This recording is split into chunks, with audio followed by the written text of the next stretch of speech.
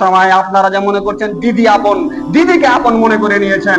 দিদির বিরোধিতা আমি করতে আসিনি, কিন্তু আপনার খবরের মধ্যে কিছু পরিবর্তনের জন্য এসেছে। দিদি আপন, আরে দিদি থাকলে বাংলাদেশ হবে। আরে দিদি যদি মুসলমানদের আপন হতো তাহলে তার ভাইপোকে পার্লামেন্টে পাঠালো না কেন? আরে দেবকে পার্লামেন্টে পাঠালো না কেন? কেউ আপন নয়। মুসলমানদের মাথার মধ্যে তেল ভেঙে, মুসলমানদের মাথার মধ্যে বেল ভেঙে সবাই খাচ্ছে। আমরা মুসলমান অসচেতন। সম্মানিত উপস্থিতি, আজকে দিদি বলছে দিল্লিতে গিয়ে আন্দোলন করো। আরে দিদি দিল্লিতে গিয়ে কেন আন্দোলন করবো? দিল্লিতে গিয়ে যে ভোটটা চাও। আরে ভোটটা পশ্চিম বাংলায় চেয়েছো। আরে পশ্চিম বাংলার ওয়াকফ বোর্ড যদি ধ্বংস করে আজকে কোনো সরকার, তাহলে ওয়াকফ বোর্ডের জন্য পশ্চিম বাংলায় আন্দোলন হবে, দিল্লিতে কেন হবে? সম্মানিত উপস্থিতি, मेरा दिल में ख्वाहिश नहीं है किसी को दुख दूं, अगर बात पे बात निकालाई तो मैं क्या करूं। আমি কোনো এখানে পলিটিক্স করতে আসিনি, কোনো রাজনীতির দালালি করতে আসিনি। আমি কোনো রাজনীতিও করি না, কোনো দালালিও করি না। জাস্ট যেটা হক, যেটা সত্য, সেটা আপনাকে বুঝাবার চেষ্টা করছি। সম্মানিত উপস্থিতি, রাসূল সাল্লাল্লাহু আলাইহি ওয়াসাল্লামের যেটা হাদিস আপনাকে বলছিলাম যে মূর্খতা বর্ষণ হবে, সমাজের মধ্যে মূর্খতা বর্ষণ হয়েছে। আজকে মুসলমানদের মাথায় টুপি পরানো হচ্ছে লুঙ্গিকে খুলে। এরপরে মুসলমান ঘুমন্ত, এরপরে মুসলমানের বিবেকে নাড়া দিচ্ছে না, বিবেকে আকালের মধ্যে ঠোকা পড়ছে না। হাই, আমরা কোথায় এসে দাঁড়িয়েছি? সম্মানিত উপস্থিতি, কেউ আমাদের আপন নয়, সবাই আমাদের মাথার মধ্যে বেল ভেঙে খাচ্ছে। সচেতন হন মুসলমান, নিজেদের মিডিয়া কিনুন, নিজেদের একটা সংগঠন তৈরি করুন, মুসলমানরা ঐক্যবদ্ধ হন। মুসলমানরা আজকে ঐক্য নেই বলে মুসলমানদের মধ্যেই মারামারি চলছে। হিন্দুদের মধ্যে একটা, নিজেদের মধ্যে একটা পার্টি রয়েছে, তাদের মিডিয়া রয়েছে, নিজস্ব তাদের একটা মিডিয়া থেকে তারা কথা বলে। কিন্তু মুসলমানদের কোনো মিডিয়া নেই, মুসলমানদের কোনো সংগঠন নেই। মুসলমানরা আপনাকে মানতা ভাড়মে গিয়ে জানতার মতন হয়ে গেছে। মুসলমানরা স্বার্থ সেলফি হয়ে গেছে। আরে কুদ্দুসকে মারলে তো কি হয়েছে, আমাকে তো মারেনি। সম্মানিত উপস্থিতি, আজ কালকে কুদ্দুসকে মেরেছে, আজকে আমাকে যে মারবে না এর গ্যারান্টি কি দিতে পারবো? সম্মানিত উপস্থিতি, সজাগ হন, সতর্ক হন।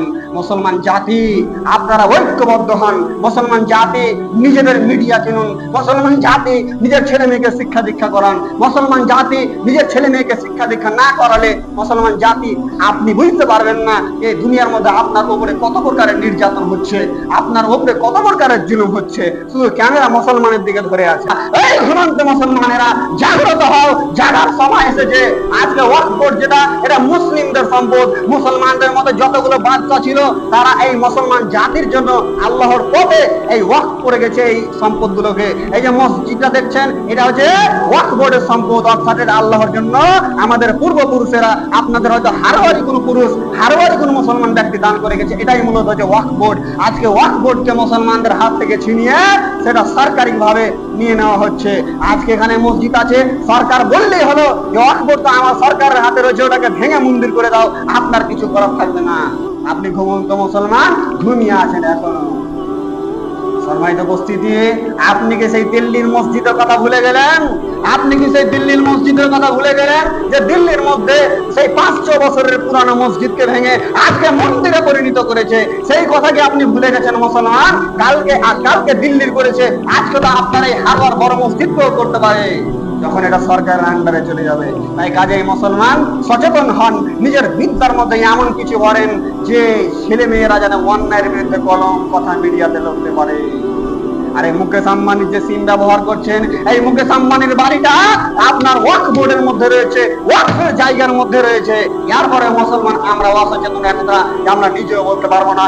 অল ইন্ডিয়ার মধ্যে ওয়াকফ বোর্ডের ব্যাপারে যদি আপনাকে বলি, তাহলে অল ইন্ডিয়ার মধ্যে 9,63,63 একর জমি এই মুসলিমদের রয়েছে।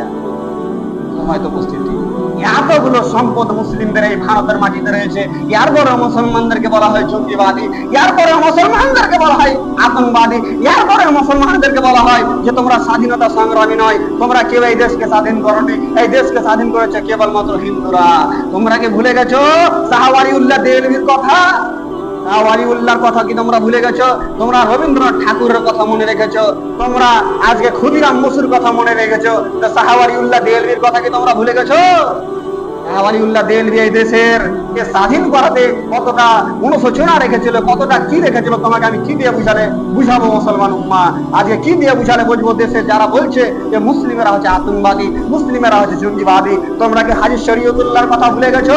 তোমার যতটা এই দেশের মাটিতে তোমরা যতটা রক্ত দিয়েছো, তেমনটাই এ দেশের মাটিকে স্বাধীন করতে মুসলমানেরাও রক্ত দিয়েছে। শাহ ওয়ালিউল্লাহ দেহলভি অলিউল্লাহ দেলভি, শাহবাজি, আব্দুল আজিজ দেলভি, এরা দেশকে স্বাধীন করার জন্য রক্ত দিয়েছে মুসলমান। আজকে তিতুমিরের কথাকে তোমরা ভুলে গেছো, আজকে মাওলানা মোহাম্মদ কাসিম নানভীর কথাকে তোমরা ভুলে গেছো, আজকে মাওলানা আতাউল্লাহ বুখারীর কথাকে তোমরা ভুলে গেছো। তোমরা ইতিহাসের পাতাতে হয়তো আমাদের নামকে মুছে দিয়েছো। এই দেশকে স্বাধীন করাতে যতটা ইহুদি খ্রিস্টান রক্ত দিয়েছে, তার থেকেও বেশি মুসলমানেরা রক্ত দিয়েছে।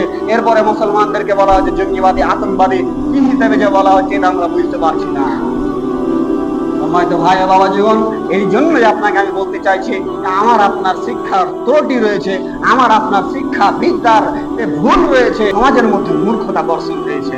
আজকে মুসলমানদের মাথায় টুপি পরানো হচ্ছে লুঙ্গিকে খুলে, এরপরে মুসলমান ঘুমন্ত, এরপরে মুসলমানের বিবেকে নাড়া দিচ্ছে না, বিবেকে আকালের মধ্যে ঠোকা পড়ছে না।